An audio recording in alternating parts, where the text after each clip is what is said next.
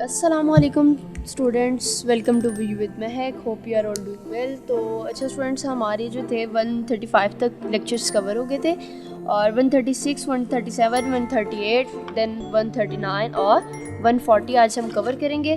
तो पहले हम देख लें टॉपिक्स कौन कौन से हैं। 135 कल चैप्टर 10 हमारा स्टार्ट हो गया था टाइप्स ऑफ एरर से। तो इसकी टाइप्स ऑफ एरर्स हमने देखी थी, दो तरह की थी, सिंगल बिट एरर और बस्ट एरर।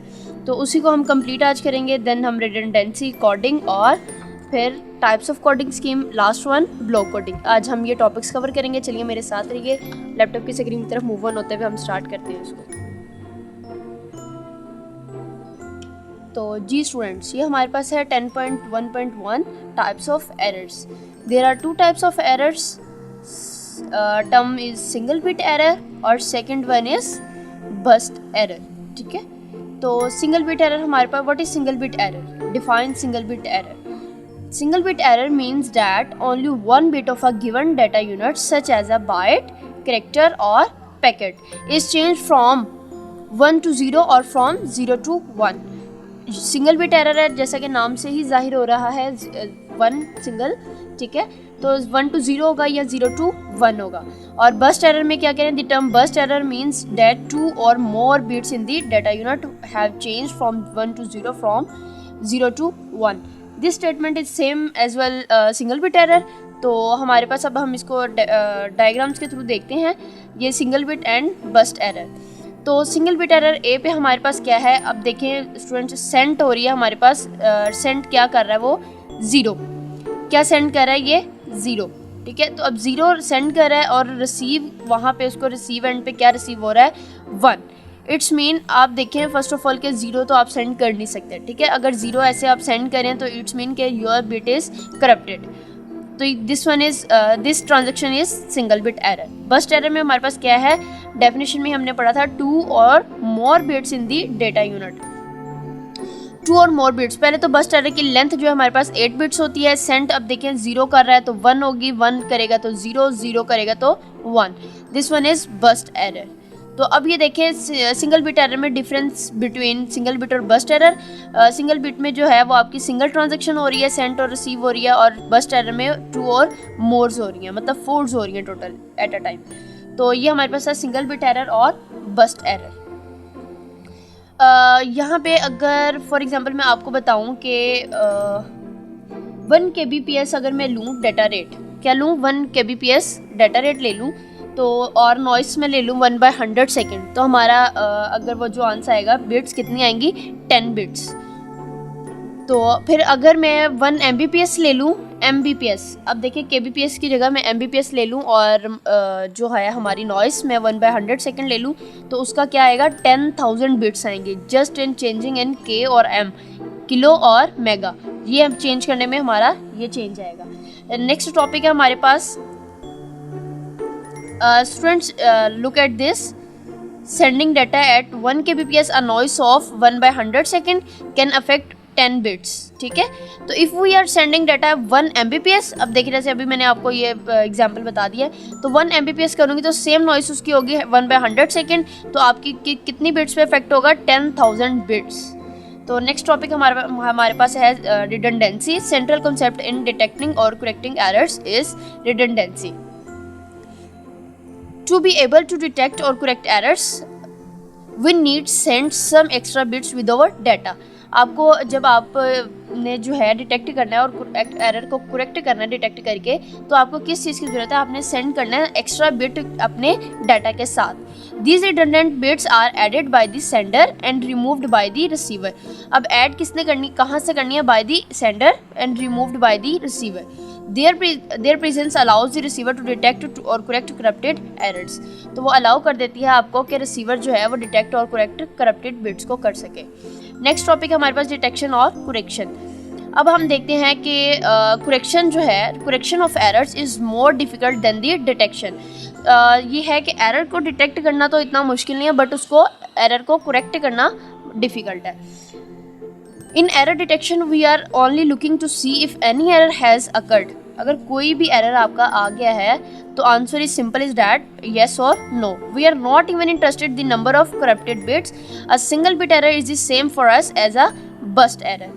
तो ये हमारे पास एरर डिटेक्शन। अब करेक्शन क्या होगी इसकी एरर की? Error correction we need to know the exact number of bits, we need to know the exact number of bits.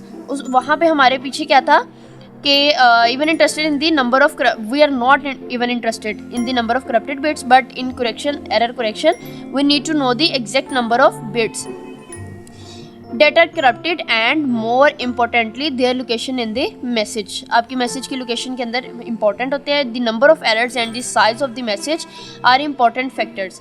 आपके जो नंबर ऑफ एरर्स होते हैं उसमें अक्कर होते हैं, और आपका जो मैसेज का साइज होता है ये इंपॉर्टेंट फैक्टर्स हैं आपके। If we need to correct a single error in an 8-bit data unit we need to consider 8 possible error locations. अगर आपके पास क्या है, अगर आपको ज़रूरत है कि आपने जो सिंगल बिट एरर है उस 8-bit डाटा यूनिट के साथ करेक्ट करना है, तो आपको किस चीज़ की ज़रूरत है? आप पहले कंसीडर करेंगे 8 एरर की locations. If we need to correct 2 errors in a data unit of the same size we need to consider 28। अब ये किस तरह होगा? 8 बिट थे तो 8 ही थी, 2 की पावर 4 8, ठीक है। तो और फिर अब हमारे पास ये आ गई, तो 2 की पावर 8 28 आ गया हमारे पास, इस तरह करके। तो नेक्स्ट हमारे पास क्या टॉपिक है? Coding 10.1.4। It's topic name is coding.